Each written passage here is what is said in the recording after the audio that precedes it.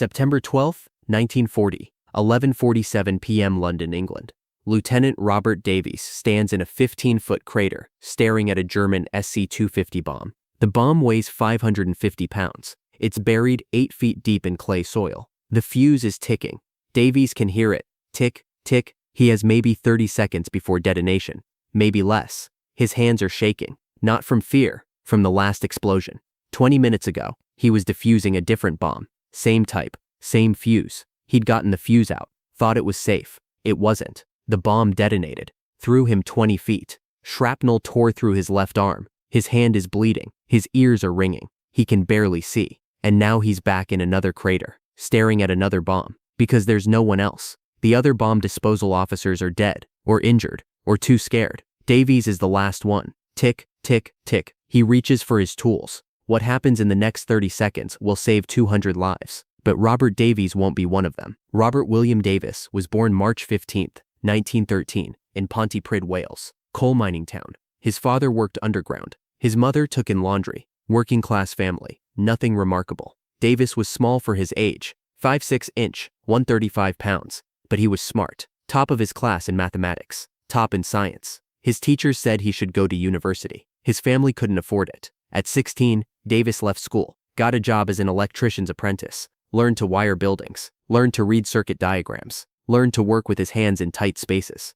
By 1935, he was a journeyman electrician. Good money, steady work. September 1, 1939, Germany invaded Poland. Britain declared war 2 days later. Davies enlisted immediately. He was 26 years old. The army looked at his record. Electrician, steady hands, good with mechanical systems. They assigned him to the Royal Engineers. Bomb disposal. Davies had never seen a bomb, never defused one, never even held explosives. None of that mattered. Britain needed bomb disposal officers. The Luftwaffe was coming. Someone had to deal with the unexploded ordnance. That someone was Robert Davies.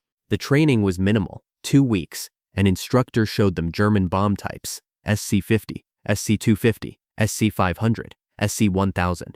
The SC stood for Sprengbombe, cylindrisch, high explosive bombs, iron casings filled with TNT or Amatol, designed to detonate on impact. But 10% didn't detonate. They buried themselves in the ground, in buildings, in streets, still live, still dangerous, still ticking. The fuses were the problem. German engineers had designed them to be tamper-proof. If you tried to remove a fuse incorrectly, it detonated. If you moved the bomb, it detonated. If you waited too long, it detonated. The instructor explained the process. Dig down to the bomb, carefully. Use your hands. Don't use metal tools. Metal sparks. Sparks detonate. Once you reach the bomb, locate the fuse, usually in the nose, sometimes in the tail.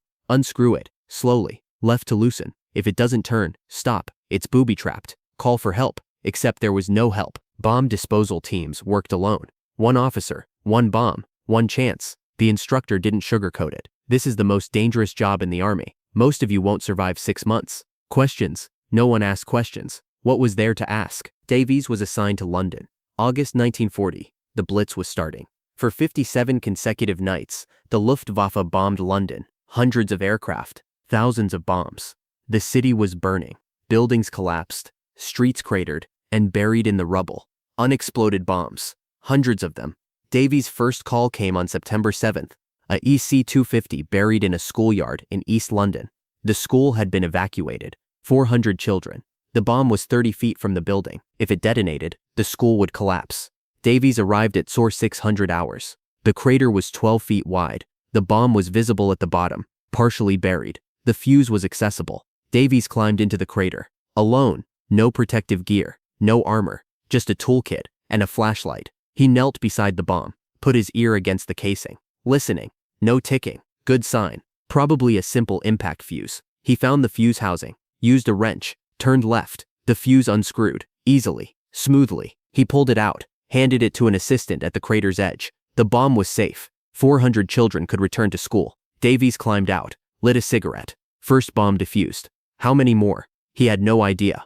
By September 12th, Davies had defused 23 bombs. Most were straightforward, impact fuses, unscrew and remove. But some had anti-handling devices, motion sensors, pressure plates. If you moved the bomb, it exploded. If you unscrewed the fuse too fast, it exploded. Davies learned to recognize the signs: extra wires, unusual fuse housings, strange weight distribution. He developed a sixth sense, a feeling, when something was wrong, when a bomb was more dangerous than it looked. On September 12th, he got 2 calls, both in South London, both SC250s, both buried deep. The first bomb was in a residential street. The houses had been evacuated. Davies arrived at 2300 hours. The crater was narrow, steep sides. He climbed down. The bomb was buried at an angle, nose down, tail up. The fuse was in the nose, buried. He started digging. By hand, clay soil, heavy, wet. After 20 minutes, he exposed the fuse housing. He put his ear against the bomb, listening. Tick, tick, tick, tick. Time delay fuse. He had maybe 10 minutes, maybe less. His hands were cramping. His back was screaming. He grabbed his wrench, positioned it on the fuse housing, turned left. The fuse didn't move. He applied more pressure. Still nothing. The ticking was getting faster. Or maybe that was his imagination. He tried again,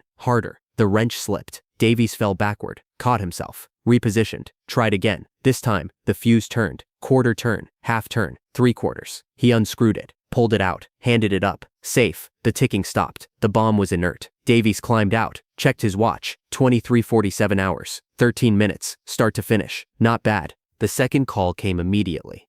Another SC250, quarter-mile away. Same neighborhood. Davies drove over. The crater was deeper, 15 feet. The bomb was at the bottom, completely buried. Just the tail fin visible.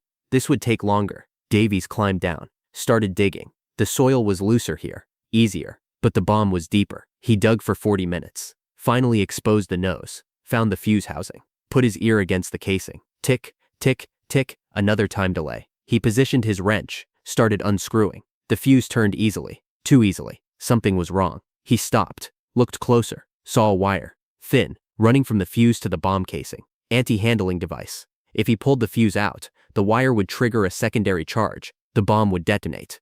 Davies had seen this before. Once, the solution was to cut the wire first, then remove the fuse. He reached for his wire cutters, positioned them on the wire, took a breath, cut. The wire snapped. The bomb exploded. The detonation was instantaneous. 550 pounds of high explosive. The blast wave threw Davies out of the crater, 20 feet. He hit the ground, hard, couldn't breathe, couldn't hear, couldn't see. His left arm was on fire. Shrapnel had torn through his forearm, through his hand, blood everywhere. He tried to stand, fell, tried again, made it to his knees. People were shouting, running toward him. Medics. Someone was wrapping his arm. Someone else was shouting in his face. "Are you all right? Can you hear me?" Davies nodded. He could hear, barely, through the ringing, through the screaming in his skull. The medic said something about a hospital, about getting him out of here. Davies shook his head. He pointed. Across the street. Another crater. Another call had just come in. Another bomb. The medic stared at him. "You can't be serious. You need a hospital." Davies stood up, swayed, caught himself, walked toward the other crater.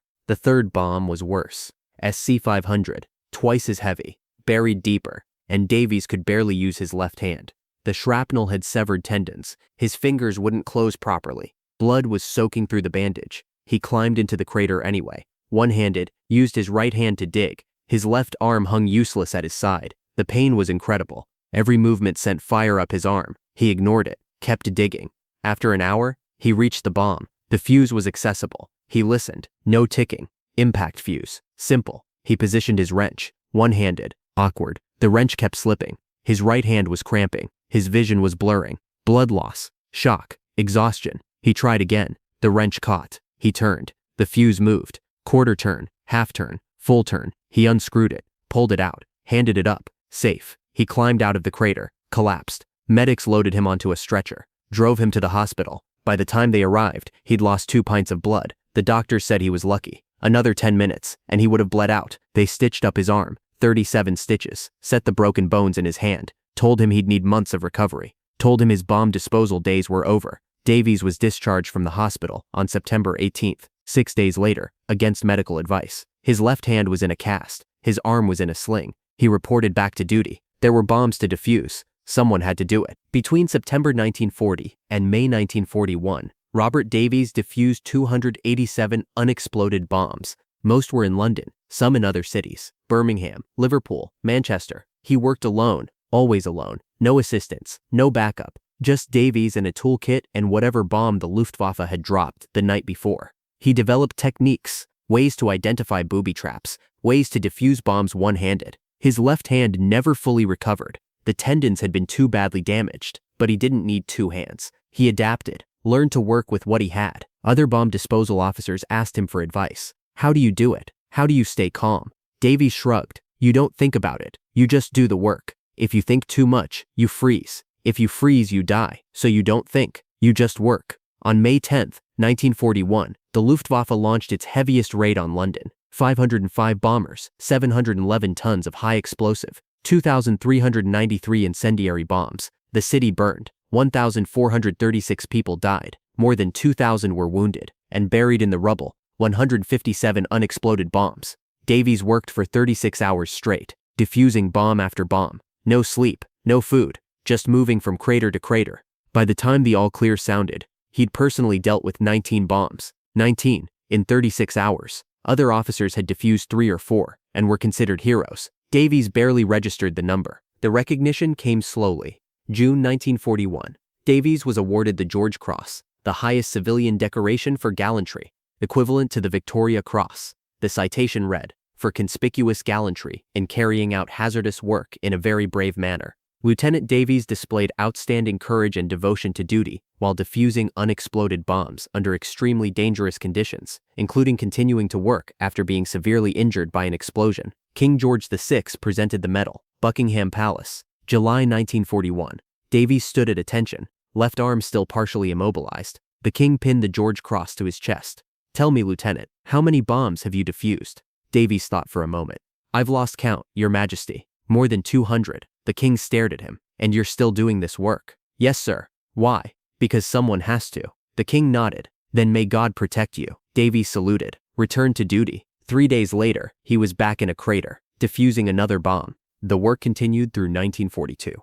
The Blitz had ended. The heavy raids had stopped. But bombs were still being found, buried in foundations, hidden in rubble, discovered during reconstruction. Some had been underground for 2 years. Still live, still dangerous. Davies defused them all. By 1943, the immediate crisis had passed. The worst was over. Davies was promoted to captain, then major. He trained new bomb disposal officers, taught them what he'd learned, how to recognize fuses, how to work safely, how to stay alive. His students asked the same question everyone asked. Weren't you scared? Davies always gave the same answer, every single time. But fear doesn't defuse bombs. Training does. Focus does. Doing your job does. So you put the fear aside, and you work. That's all there is to it. In 1944, a new threat emerged. V-1 flying bombs, then V-2 rockets. The Germans' revenge weapons. Davies dealt with those too. The V-2s were particularly dangerous. They arrived without warning. Supersonic. By the time you heard them, they'd already hit, and 30% didn't detonate, just buried themselves, waiting. Davies developed new techniques, new procedures, trained new teams. By the time the war ended, he'd personally defused over 400 unexploded devices. 400. More than any other bomb disposal officer in British history. The war ended. May 8, 1945. Germany surrendered. Davies stayed in uniform, served in the peacetime army, continued training bomb disposal teams, promoted to lieutenant colonel, then colonel. He retired in 1963. 24 years of service. Returned to Wales. Settled in Cardiff. Got a job as a safety inspector. Consulting work. Teaching companies how to handle hazardous materials. He married. Had 2 daughters. Lived quietly. He never talked about the war. Never mentioned the bombs. When his daughters asked, he said the same thing he'd said to everyone else. "I did my job. That's all." Robert William Davies died January 19, 1975. He was 61 years old. Heart attack. Quick. Painless. They buried him at Cathay Cemetery, Cardiff. Section 7. Plot 242. Military honors. The George Cross was displayed at his funeral, then donated to the Imperial War Museum. Behind glass. Under lights. Next to a photograph of a young lieutenant standing beside a defused bomb. Most visitors walk past it. They don't know the story. They don't know about the 400 bombs, about the shattered hand, about the explosion that threw him 20 feet and didn't stop him. They just see another medal from another war. In 2015, construction workers in London discovered an unexploded SC250, buried for 75 years. Still live. The bomb disposal team that responded used techniques developed by Robert Davies. They defused the bomb successfully. No casualties, no injuries. When a reporter asked the team leader how they'd done it, he said, "We followed the Davies protocol, standard procedure for this type of device." The reporter asked who Davies was. The team leader looked surprised. "Robert Davies, George Cross recipient. He literally wrote the manual we use. Everything we do, he figured out first." In 1940, with one working hand, The reporter looked it up later, found the George Cross citation, found Davies' service record, found the number, 400 defused bombs. The article ran with the headline, "The man who saved London 400 times. Nobody remembers his name. Most people still don't. There's no statue, no memorial, no building named after him, just a medal in a museum, and 400 bombs that didn't explode, and thousands of people who lived, because Robert Davies decided that losing a hand wasn't a good enough reason to stop working." Here's what the story of Robert Davies tells us. Courage isn't the absence of fear. It's working despite it. On September 12, 1940, Robert Davies had every reason to stop. He'd just been blown 20 feet through the air. His hand was destroyed. His arm was bleeding. He could barely see or hear. The rational choice was hospital. The safe choice was recovery. Robert Davies climbed into another crater, defused another bomb, with one hand, because there was no one else, because people were counting on him, because the work had to be done. For the next 5 years, he did the most dangerous job in the British Army. 400 times, he knelt beside a bomb that could detonate at any moment. 400 times, he chose to stay, to work, to finish the job. He wasn't reckless. He wasn't suicidal. He was just unwilling to let people die, because the work was hard. That's not heroism. That's something else. That's duty. That's the Robert Davies story. Not the George Cross, not the 400 bombs. The story is a man who got blown up and went back to work, because someone had to. That's all. That's everything.